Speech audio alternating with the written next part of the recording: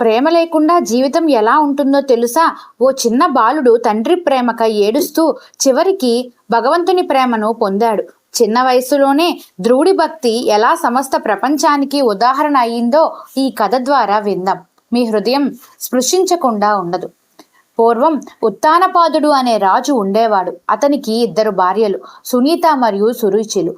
సునీత తన సత్యనిష్టకు ప్రసిద్ధి. ఆమె కుమారుడే ధ్రువుడు. ఒకరోజు ధ్రువుడు తన తండ్రి మీద కూర్చోవాలని అడిగాడు. కానీ రెండో భార్య అయిన సురుచికి అది నచ్చలేదు.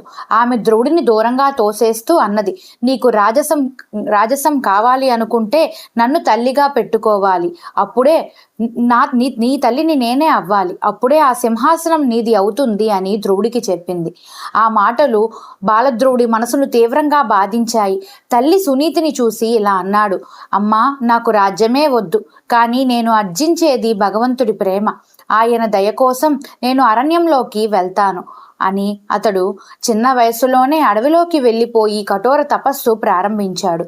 మొదట మునులు ఆశ్చర్యపోయారు. ఇటువంటి భక్తి చిన్నవాడిలో ఎలా పుట్టింది చివరకు అని అందరూ ఆశ్చర్యపోయారు. అలా కఠోర తపస్సు చేశాక చివరికి భగవంతుడు నారాయణుడు ప్రత్యక్షమయ్యాడు.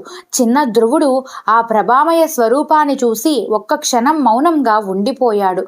భగవంతుడు అతన్ని దీవించి ఇలా అన్నాడు, ధ్రువ, నీ భక్తి అమోఘం.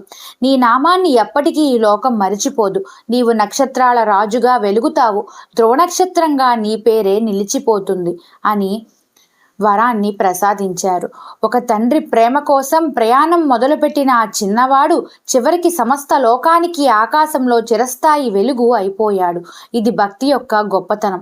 ఈరోజు మనం ఎంత అర్థం లేని విషయాల కోసం బాధపడుతూ ఉంటామో, కానీ నిజమైన ప్రేమ, నిజమైన ధైర్యం మాత్రం భగవంతుణ్ణి ఆశ్రయించిన వారికే దక్కుతుంది.